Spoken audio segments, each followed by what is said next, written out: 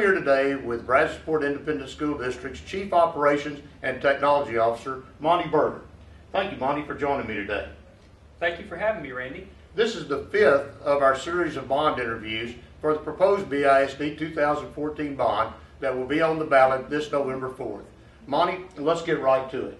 The main question that we get a lot is why a bond now after we had just passed one in 2012? Great question, Randy. The 2012 bond provided funds for technology upgrades and major maintenance upgrades. In fact, over $26 million of the $40 million 2012 bond was allocated for technology both inside and outside of the classroom. It replaced everything from wired and wireless infrastructure to student and teacher devices. The 2012 bond also provided funds to replace roofs, flooring, HVAC equipment, and many other items in our aging facilities. The current 2014 bond initiative is to replace several of our aging facilities and continue to update and repair those facilities that are not needing replacement at this time. So basically, what is the difference between the 2012 bond and the 2014 proposed bond? Well, I guess the best way to sum it up, Randy, is that the 2012 bond really focused on maintenance and technology, while the 2014 bond is focused on facilities. Some further information that may interest you is that many of the facilities listed for replacement in the 2014 bond were actually identified in the long-range facilities plan that was developed back in 2002 and then revised in 2009. Now, the proposed bond calls for the replacement of 5 of our elementary schools: Brannon, Boydell, Ogg, Roberts, and Jane Long. Now, why not just go in and repair those facilities instead of replacing them? Wow, another great question, Randy. Standards have changed since our existing older elementary schools were built. Now, they are grandfathered. However, if any significant renovations occur, we would have to increase the square footage per class to meet current standards. This would actually create a chain reaction of tearing down adjoining walls to meet the current standard, thus moving the majority of interior walls in the building. The end result would leave us short on the number of classrooms needed and would require a building addition. Another challenge with our older facilities is that the existing campus configurations do not provide an ideal situation for security and access control.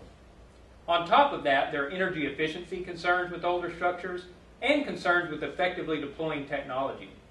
All in all, renovations would be very expensive to bring the buildings up to current standards, and we would still be in a 50 to 60-year-old building.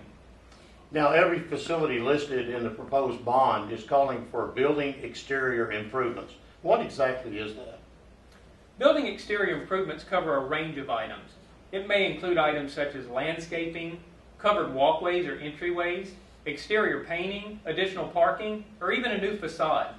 These improvements are intended to make our schools look more welcoming and improve access for our students, parents, staff, and community. Now, what is the timeline for all this work if the 2014 bond is passed? The timeline is currently set to 8 to 10 years.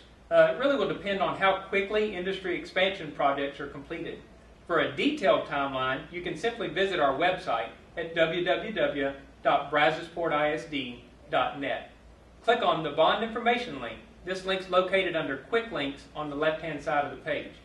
That will take you to the proposed timeline, as well as it will also link you to a lot of other important information regarding this 2014 bond proposal. Now, if the folks out there have more questions for us, where would they go? Wow, I'm really glad you asked that question, Randy. Brazosport ISD is strongly committed to engaging all stakeholders in the education of our children, and we welcome the opportunity to answer questions about the proposed 2014 bond or any other questions our community members may have. Anyone can certainly give us a call, or if they would prefer, they can submit their questions to us by going to our website and clicking on our new Let's Talk button.